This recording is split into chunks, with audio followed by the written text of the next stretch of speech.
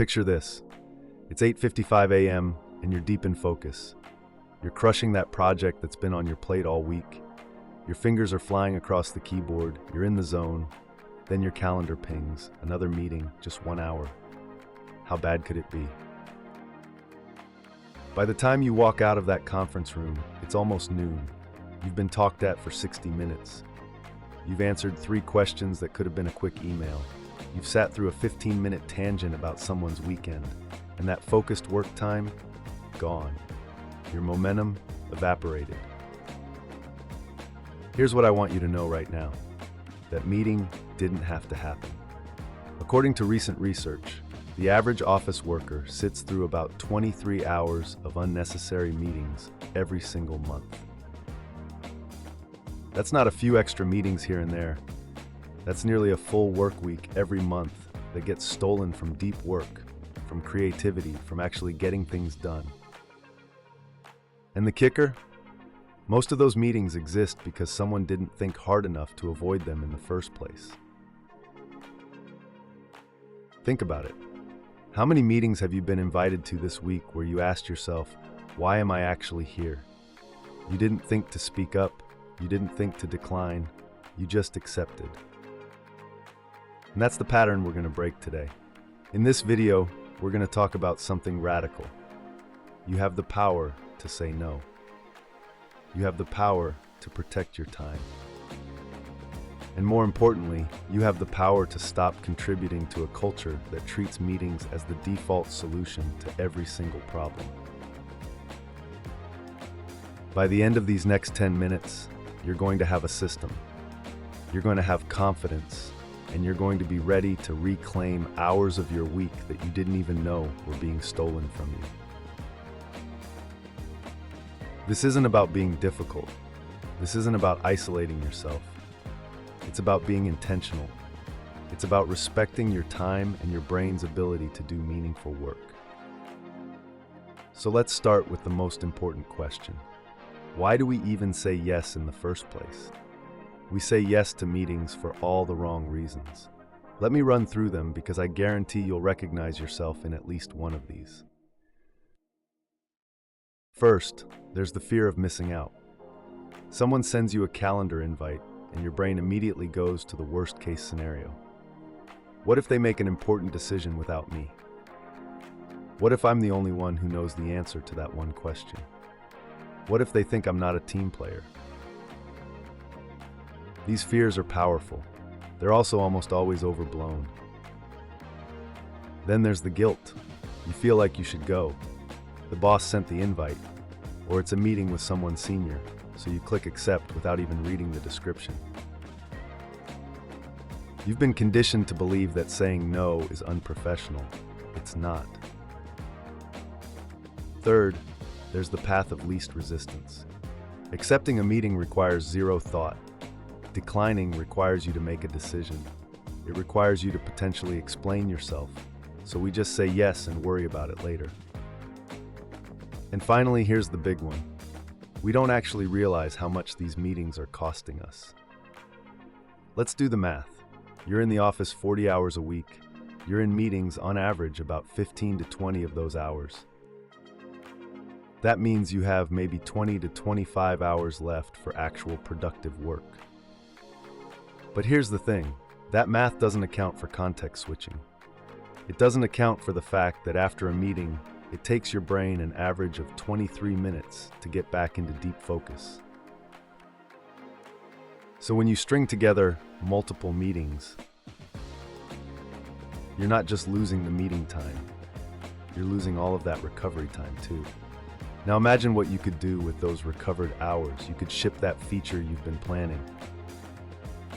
You could finally organize that process that's been broken for months. You could actually think strategically about your work instead of just reacting to whatever shows up in your calendar. But here's where we introduce something powerful: artificial intelligence. Lots of calendar tools now offer AI-powered meeting summaries and transcripts. Some can even analyze your calendar to identify patterns of unnecessary meetings. These tools can flag when you've been invited to meetings where you were silent the entire time, or when duplicate meetings are happening with overlapping attendees. Using these insights, you can start to see patterns that your gut might not catch. You can ask your AI calendar assistant to actually analyze whether you're critical to a meeting based on the agenda. If the tool says you're not essential, you probably shouldn't be there. That's a concrete tool you can use starting today. But before we get to the how, we need to talk about the permission structure. You need to understand that declining a meeting is not rude. It's not career suicide. It's actually a sign of professionalism and respect for everyone's time. When you decline a meeting, you don't need to be in. You're doing a favor to everyone involved. You're giving the organizer a smaller invite list. You're freeing up a slot for someone else if they need to reschedule. You're removing a voice that would have been silent anyway. So step 1 is mental. You need to give yourself permission to say no. Right now, before we move forward, I want you to think of one meeting you're currently scheduled for that you don't actually need to attend. Just one. Hold that thought. We're going to come back to it. All right, let's build the system. Let's create a framework that takes the guesswork out of whether a meeting deserves your time. Here's the core question you need to ask yourself before accepting any meeting. Will my presence create value? Not, could I potentially add something? Not, what if they need me? But honestly and directly, will I make this meeting better by being there? To answer that question, you need to look at 3 things. First, what is the purpose of the meeting? If the organizer didn't write it down in the description, that's already a red flag. If they did write it down, can you actually contribute to that purpose? If the meeting is to finalize a design you've already signed off on, you don't need to be there. If it's to recap decisions that were already made, you don't need to be there. Your standard should be high. You should be in maybe 40% of the meetings you're invited to. If you're accepting every single one, you're not being selective enough. Second, look at the attendee list. Who else is going to be there? If there are more than 5 people on the invite, ask yourself why. Large meetings rarely make decisions. They usually just rehash information that could have been documented instead. If you're going to be on camera, but the meeting is purely informational, you can skip it and ask for the recording or the notes. Third, could this be a different format? This is huge. Not every synchronous meeting needs to exist. Some of these conversations could be an email thread. Some could be a quick asynchronous video recording that people watch on their own time. Some could be a shared document that people comment on. You don't need to attend a meeting to consume information. You only need to attend a meeting if you actually need to talk to people in real time. Here's a tactic that works. When you get an invite, before you say yes, send a quick message to the organizer. Say something like, "Can you help me understand how I can add value here?" Or "What specifically would you like my input on?" You're not being difficult. You're being clear about your own role. Many organizers will realize you don't actually need to be there. Some will recognize that the meeting doesn't even need to happen. And here's where AI can save you even more time. Some email and calendar tools now have AI assistants that can read through meeting invites and draft decline messages for you. They can suggest which meetings you're overscheduled on based on your role and your previous participation. They can even recommend whether a meeting should be rescheduled or converted to an async update. Use these tools. They're not perfect, but they're a massive time saver. But here's the thing you need to understand. You can't just decline every meeting you're unsure about.